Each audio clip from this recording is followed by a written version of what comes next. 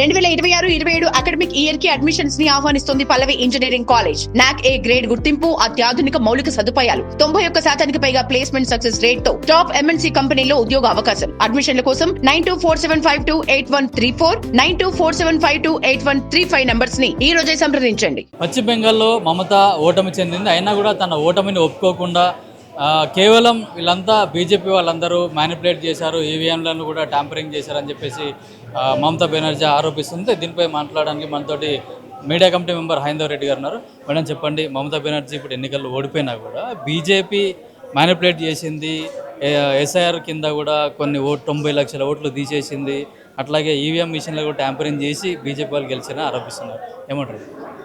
మేము గెలిచినాం అంటాం, మేము బరాబర్ గెలిచినాం, బాజాప్తా గెలిచినాం. వెస్ట్ బెంగాల్ హిందూ ఓటర్లు మా యొక్క ప్రజలందరూ కలిసి ఓట్లు వేస్తే గెలిచినాం. మేము ఏం చెప్తాం ఇంక అంతకంటే ఎక్కువ? ఆమెకు చేత కాలేదు, అరాచకాలు చేసింది, మా యొక్క కార్యకర్తలను చంపింది, మా కార్యకర్తల ఆడవాళ్ళపైన అత్యాచారాలు జరిగినాయి, సజీవంగా దహనాలు చేసిండ్రు, ఉరేసుకొని చచ్చిపోయిండ్రు, ఇండ్లకై చంపేసిండ్రు, కొట్టిండ్రు, దారుణంగా చంపేసిండ్రు, నరికి చంపిర్రు. మరి ఇవన్నిటికీ ఆమె ఏం సమాధానం చెప్తుందంట? ఇవాళ బరాబర్ గెలిచినాం. తెలంగాణ ఇవాళ బెంగాల్లో వెస్ట్ బెంగాల్లో గెలిచినామనంటే సాధారణ విజయం కాదు ఇది. మా యొక్క భారతీయ జనతా పార్టీ వ్యవస్థాపకులైనటువంటి శ్యామప్రసాద్ ముఖర్జీ గారు ఆ ప్రాంతం వారు. మరి ఆ యొక్క స్ఫూర్తి మాకు ఉండదా? ఇప్పటికే చాలా లేట్ అయింది. మాకు 2021లో గెలిచినాం. మేము అసలు చెప్పాలంటే నైతికంగా గెలిచింది మేమైతే. ఇవాళ అక్రమంగా ఆమె చేసినటువంటి దారుణాల వల్ల మేము అధికారం ఒకసారి కోల్పోయినాం వెస్ట్ బెంగాల్లో. ఈసారి బరాబర్ గెలిచినాం, బాజాప్తా వస్తున్నాం. తెలంగాణ మనం కేంద్ర బలగాలను మొత్తం మోహరించారు, మీరందరూ ట్యాంపరింగ్ చేశారు, భయపెట్టిర్రు అని చెప్పేసి కూడా ఆరోపిస్తున్నారు.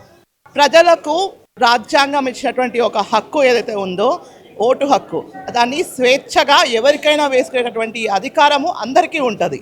దాన్ని భయపెట్టించో లేకపోతే బతిమాలో ఈ బలవంతంగా తీసుకుపోయి ఈవీఎంలాగా స్టిక్కర్లు వేసి నేను గుర్తును కనిపించకుండా చేస్తా అని అంటే ఎవరు ఊరుకోరు. ఇవాళ మమతా బెనర్జీకి చెప్పులతోనే కొట్టిరు ఒక్కొక్కరు వెస్ట్ బెంగాల్ ప్రజలు. మీరు ఒక విషయం తెలుసుకోవాలి, అమ్మాయిలను మెడికల్ కాలేజ్లో ఒక అమ్మాయిని ఎంత ఘోరంగా హత్య చేసి చంపేసి రేప్ చేసి చంపేస్తే ఆ ముండ ఏమంటుంది మమ్మల్ని? ఆ తల్లి యొక్క గోస నీకు తెలుసా? నువ్వు కూడా ఒక పిల్లని కంటే తెలుస్తుండే, నీ కడుపులో కూడా ఒక పిల్లని కంటే నీకు తెలిసి వచ్చేది. మమతా బెనర్జీకి ఇప్పటికైనా సిగ్గుశరం రావాలి. ఇంకా నీకు దిమాకు లేకుండా నేను నా ఇష్టం ఉండేటే చేస్తా అని చెప్పేసానంటే ఊరుకునేటటువంటి ప్రజలు ఇవాళ లేరు. బరాబర్ సమాధానం చెప్తున్నారు. అది కూడా ఓటు హక్కు, రాజ్యాంగం ఇచ్చేటువంటి ఓటు హక్కుతోన వెస్ట్ బెంగాల్ ఇవాళ వెస్ట్ బెంగాల్లో ఉన్నటువంటి మా యొక్క ప్రతి ఒక్కరి ఓటరు కూడా ఇవాళ సమాధానం చెప్పిరండి. అక్కడ ఇంకేం చెప్తారు? ఇంకెంత బ్లేమ్ చేస్తావు నువ్వు? ఎవరి మీద బ్లేమ్ చేస్తారు? ప్రతిసారి ఈవీఎం ట్యాంపరింగ్ అంటారు. బీజేపీ ఎక్కడ గెలిస్తే అక్కడ ఈవీఎం ట్యాంపరింగ్ అని మాట్లాడుతున్నారు కదా. ఈవీఎంలో తీసుకొచ్చింది భారతీయ జనతా పార్టీనా? ఈవీఎం తీసుకొచ్చింది మేమా? బరాబర్ సమాధానం చెప్పాలి. ఇప్పుడు ఎందుకు ఇది తమాషాలు? గెలిచినామా ఓడిపోయినామా? ఒక్క ఓటుతో గెలిచినా కూడా గెలిచినట్టే, ఒక్క ఓటుతో ఓడిపోయినా ఓడిపోయినట్టే. కాబట్టి ఇవాళ వెస్ట్ బెంగాల్లో గెలిచినామనంటే ఇది భారతదేశంలో ఉన్నటువంటి ప్రతి ఒక్కరి విజయం, కేవలం వెస్ట్ బెంగాల్ది కాదు. ఇది 100% చెప్తున్నాము. ఇవాళ ఇక్కడే కాదు, రాజకీయ పార్టీలు రాజకీయం చేస్తాయి. ఈవీఎం ట్యాంపరింగ్ల గురించి గతంలో కూడా ఎన్నోసార్లు ఎలక్షన్ కమిషన్ మీకు డెమోలు ఇచ్చింది. నువ్వేం చేసినావు? ఏడుకోయారు మరి అప్పుడు. అంటే మీకు రాజ్యాంగం పట్ల గౌరవం లేదు, మీకు ఎలక్షన్ల పట్ల గౌరవం లేదు, ఈసీ పట్ల గౌరవం లేదు, దేశం పట్ల గౌరవం లేదు.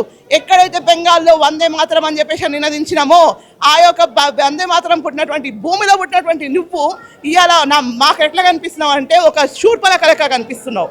ముక్కు చెవులు కోసి ఆ రోజు లక్ష్మణుడు పంపించిండు. కానీ నువ్వు ఇవాళ ఏం చేస్తున్నావు?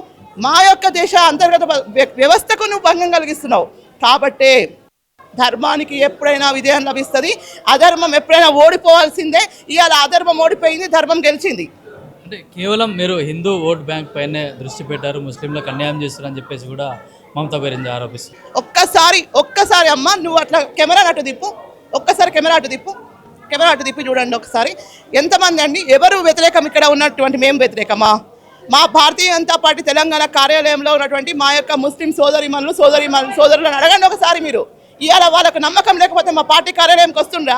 ఎవరిని ప్రశ్నిస్తున్నారు మీరు? అసలుకి మొత్తం అందరినీ కూడా మేము కలుపుకపోవాలి, మేము అందరినీ కూడా ఒకటే చేయాలి, మనం బటెంగేతో కటెంగే అని చెప్పేసి అని అన్నప్పుడు మేము ఒకటే నినాదం చెప్తున్నాము. అందరం కలుపుకొని పోవాలని చెప్పేసి మా యొక్క ప్రధానమంత్రి గారు చెప్తా ఉంటే మీరేం చేస్తున్నారు? మమ్మల్ని కులాల వారిగా విడగొట్టి మతాల వారిగా చిచ్చులు పెట్టి మమ్మల్ని మతతత్వ పార్టీ అంటారా? మరి ఇవాళ ఇక్కడికి వచ్చినటువంటి ఇంతమంది ముస్లిం సోదరిమణులకు మా మీద నమ్మకం లేకపోతే ఇక్కడికి వచ్చేవాళ్ళ చెప్పాలి. దీనికి సమాధానం చెప్పాల్సినటువంటి అవసరం ప్రతిపక్షాలకు ఖచ్చితంగా ఉంది. కాబట్టి ఒకటే విషయం చెప్తున్నాం, మేము భారతీయ జనతా పార్టీ తెలంగాణలోనే కాదు, వెస్ట్ బెంగాల్లోనే కాదు, కేరళంలో కూడా రేపు ఖచ్చితంగా వస్తాము. ఇలా రాకపోయిండొచ్చు. నెక్స్ట్ టార్గెట్ మాది ఒకటే, దక్షిణ భారతదేశంలో కూడా భారతీయ జనతా పార్టీ కాషాయ జెండా రెపరెపలాడబోతా ఉంది. మా యొక్క లక్ష్యము భారతదేశ అభివృద్ధి, మా యొక్క లక్ష్యము వికసిత్ భారత్, మా యొక్క లక్ష్యము 2047కు మన యొక్క భారతదేశాన్ని మొత్తం కూడా గురు స్థానంలో నిలబెట్టేటటువంటి ఒక సంకల్పంతోన ఇవాళ భారతీయ జనతా పార్టీ పనిచేస్తుంది.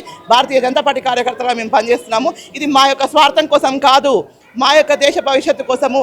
నా యొక్క దేశం బాగుండాలి, నా దేశం బాగుంటే ప్రపంచం బాగుపడుతుంది. సర్వే జన సుఖినో భవంతు సర్వే సంతు నిరామయ అన్నటువంటి ఈ యొక్క హిందువుల ఈ సనాతన ధర్మాన్ని నువ్వు ప్రశ్నిస్తున్నావు. 100% చెప్తున్నాము, సెక్యులర్ పార్టీలుగా మీరు ఒకవేళ ఉండాలనుకుంటే ఉండండి, కానీ భారతీయ జనతా పార్టీ పైన దుమ్మెత్తి పోస్తే మాత్రం ఒక్కొక్కళ్ళకి ఏదో ఒక విధంగా సమాధానం చెప్తాం, దాడులు చేస్తాం అనుకుంటున్నారేమో. కేవలం ఒక బ్యాలెట్ అన్నటువంటి అస్త్రం ఏదైతే ఉందో, ఓటు అనే అస్త్రమే మనకు ప్రజాస్వామ్యయుతంగా 100% న్యాయం గెలుస్తుంది అని చెప్పేసి మాకు నమ్మకం ఉంది.